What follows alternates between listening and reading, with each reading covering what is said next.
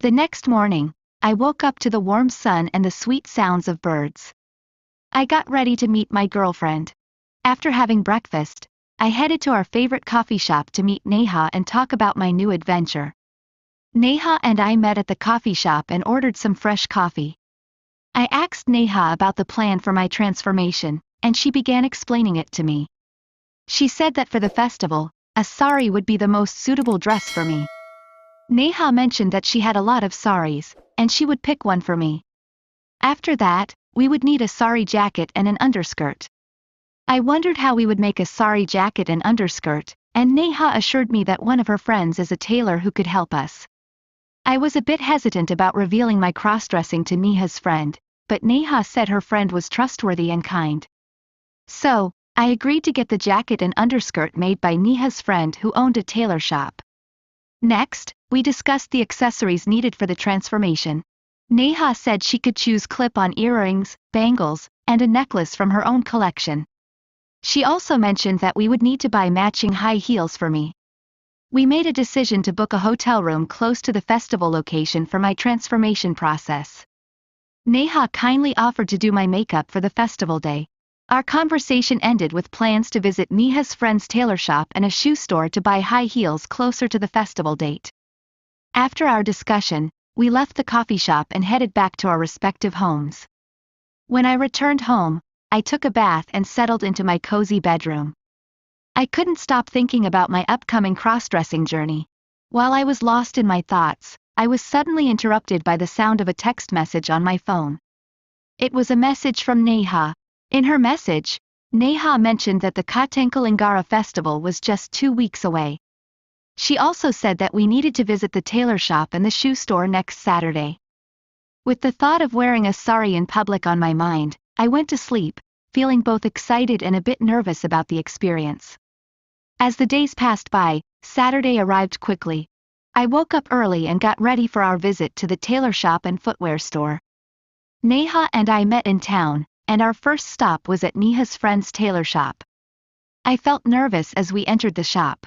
Inside the tailor shop, Neha's friend, Anusha, warmly welcomed us. After some casual conversation, Neha began explaining our plan to Anusha. I stood nearby, feeling quite nervous. Anusha listened carefully and understood our request to make a jacket and underskirt. She reassured me to relax and get ready for the measurements. Anusha suggested to Neha that in order to take proper measurements for the jacket, I should wear a bra. I was taken aback by her suggestion, feeling surprised. My surprise doubled when Neha replied to Anusha, saying that she had brought a matching bra for me. Anusha kindly requested me to take off my shirt and put on the bra so she could get the right measurements for the jacket. I didn't know what to do. I felt shy and confused, unsure of how to proceed. Finally, breaking the silence, Neha encouraged me to hurry up and remove my shirt. She assured me that she would help me put on the bra. I slowly removed my shirt and stood in front of Neha. She smiled and came closer to me, helping me put on the padded bra.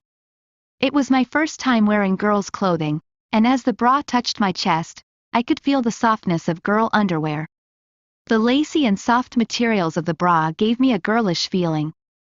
Once the bra was on, Neha inserted soft cloths into the bra cups to create a more natural shape. After that, Anusha began taking measurements for the saree jacket, followed by measurements for the underskirt. Once all the measurements were taken, Anusha said she would start working on the outfits that day.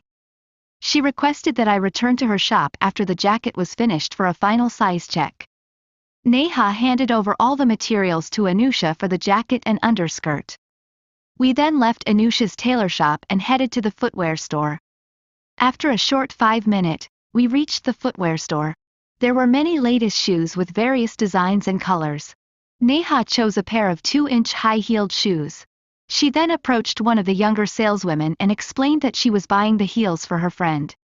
The saleswoman asked about the shoe size, and Neha pointed to me, indicating it should fit me. The saleswoman came over to inspect my foot and get an idea of the shoe size. She went to the storeroom and returned with a pair of shoes.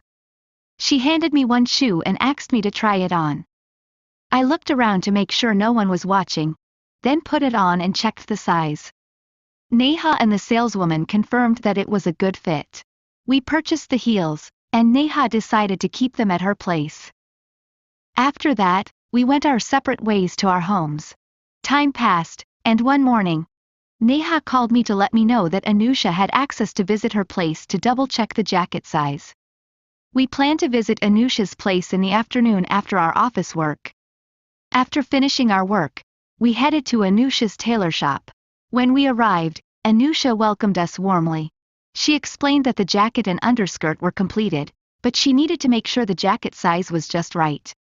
Anusha closed the main door, leaving only Neha, Anusha, and me in the shop. She told us that we could now try on the jacket comfortably.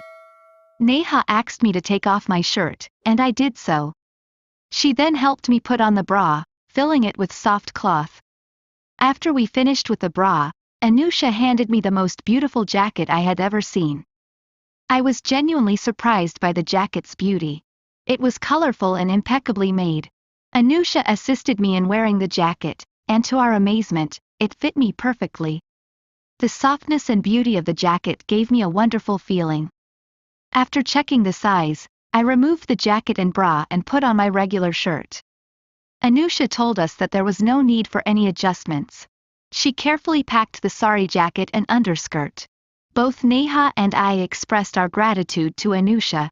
She requested that I send photos after my transformation, and I smiled and agreed.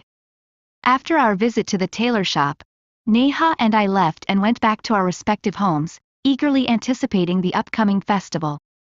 The festival day drew nearer, and a new week began with the same excited feelings. One day, Neha informed me that she had already booked a hotel close to the festival location.